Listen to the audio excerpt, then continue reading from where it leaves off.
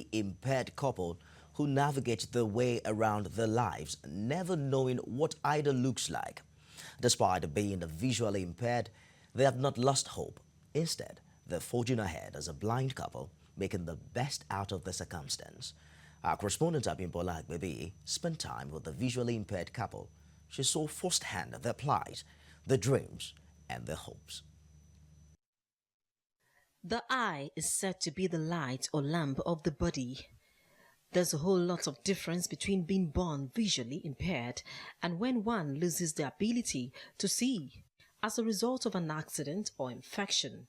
In Nigeria, it is estimated that the population of the visually impaired is between 2 to 3 million, that is about 1.2 to 1.8% of the entire population of approximately 170 million people. It's exactly 6:30 a.m. here in Amoshe village in Mero area of Lagos, and this is the neighborhood of the Okpebis. Mr. and Mrs. Okpebi are a couple who are both blind. As I approached their house, I decided to put a call through to one of the couple, the blind man whom I had established a relationship with in our previous conversations over the phone. Yes, ma'am. Okay, this is Abimbola. I'm in your house, sir.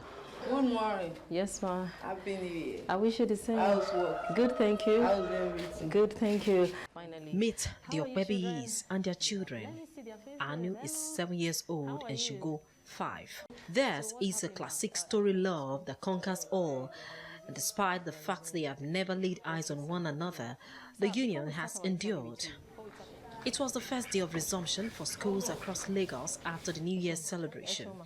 I was curious to know how this couple would get through the hurdle of getting their children ready for school with their visual impairment. Moninola, the wife, slowly made her way to the back of the house carrying a bucket of water. She was going to bathe her children. Shogoda.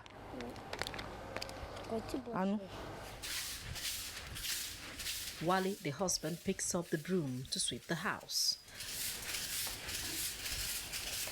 Moninola stares into space, sponge and soap in hand, as she bathes her son, Shogo.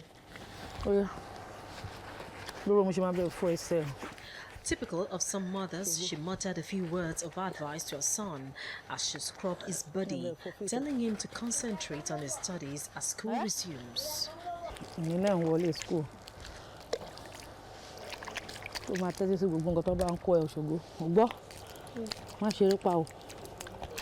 Back in their living room, I watched with keen attention as the couple struggled to get their children ready for school. Wale meanders through their bedroom each time he needed to get 1 or 2 items for the children. Soon, the children are set for school. For the first time since I got to the home of the Okpebis, I spent time alone with the children. And it brought home the reality about how Shogo and Anu deal with the fact that both parents are blind. When I look at my daddy and I'm mad that they cannot see, I am sad. But how did it come to this? For their father, Wale, the 19th June 2000 is a date he would never forget. It was the day he lost the ability to see. Life was better. He earned a living as a fashion designer. I just feel my eyes is not see well. I don't know that my eyes, something don't happen for my eyes here. My business collapsed. So blind man cannot do a fashion designer. My business run down. I sold the machine.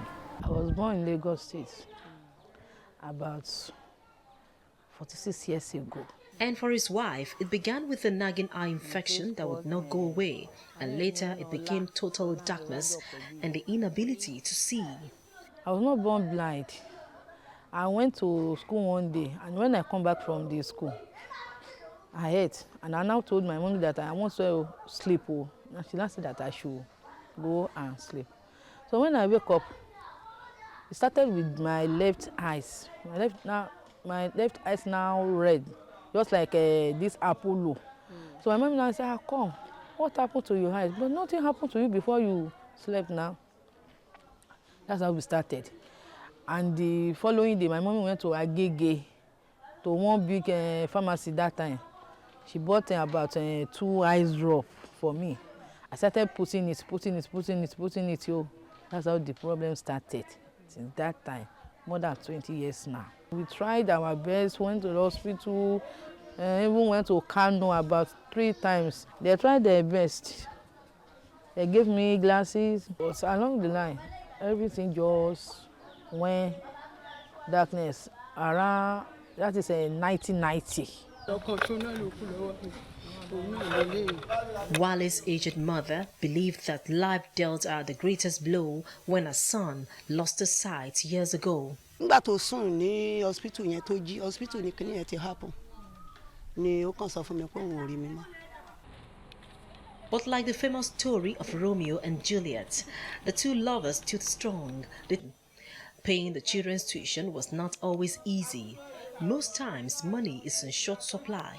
The school proprietors have had to give special consideration to the family.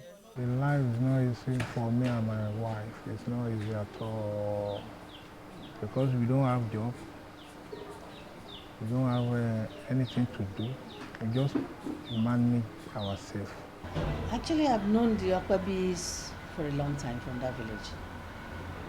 And the gentleman, the father of the children, is a very nice man. So when he brought the children to the school, I decided to help as well. That is by giving the children half payment for the school fees. That's, and sometimes when he's not able to pay for it, I tell the teachers, do not worry about these children. As and when he has the money, he will pay. And sometimes if they don't have books, and I'm aware of it, I will provide the books for the children. Despite these challenges, Anne Olua, the first child of the union, has given her parents reason to be proud. She is an A student. I was a teacher from last time, She came to the class last time, at least 10. Due to her performance, at least she's capable of taking care of the class. At least she came fourth overall in the class. She's a very brilliant girl. But in a cruel twist, the story is different for Shogo. His academic performance in class is poor, and maybe as a result of the inability of either parent to help with homework. I'm aware that the parents are blind, and the boy, when he came to the class, is very slow in writing, but I can assure you that since that time till now, he's trying to pick a little. But the problem the child is having is that there is no assistance from the parents.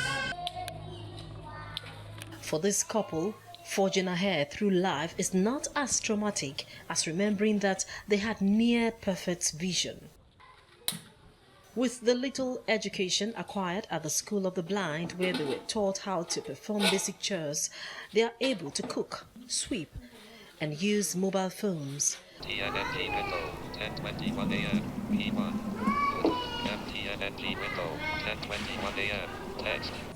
081 081 84 okay 84 02. Beyond acquiring skills, the need to be financially independent remains a source of worry. Should government and corporate individuals have a role in helping persons living with disabilities? Government has a role to play. There's somebody that is blind by your side. There's somebody that is deaf. There's somebody that is lame. What can you do to help that person bring the best out of them? I've seen, people living with disability in other parts of the world. They actually do something that is even greater and higher because their society creates that environment for them to succeed. I'm appealing, let's create this environment. Let's provide the opportunity for them to succeed. The difference between this blind couple and a community of beggars roaming the street is their perception towards life. To be begging around in the streets as you or on the road, so we can't join there. Though those people that is begging, that is blind, if he has that, they may have a reason, but any reason that can happen, but we cannot join there because the way we are thinking is different. Maybe your family will be passing or anybody that is. So it's a shame. People used to give us at times they have, and from the church at times they used to give us. It's exactly 5 p.m. and we are still in Amoshe village in the home of the blind couple. Having listened to their touching story, one question that naturally pops up in the mind is, can these two ever regain their sight? I must first say that it's a pathetic situation. While I feel the empathy with them going through this kind of problem, if she has glaucoma, which is usually in the two eyes, although there are other causes of unilateral glaucoma, that is glaucoma in one eye. So if she has lost vision from one eye due to glaucoma, and also lost vision from the other eye due to glaucoma, as we speak, there's little we can do medically to bring back such vision, because it's about the optic nerve. When the nerve cells are dead, they don't reproduce. For the man in question, how would he know what actually led to the loss of vision? So I won't be able to talk much on that, except I have an idea of what led to the loss of vision. For all you know, it may be cataract that he had from the trauma. Cataract remains the leading cause of blindness in Nigeria in different age groups, followed by glaucoma. It may be hard for these two to visually spot the difference between dusk and dawn. They are hopeful that their ability to see again will someday be restored. They believe in miracles. Abimbola Agbebi, TVC News, Lagos. Very touching story indeed, perhaps the perfect expression of the saying that love is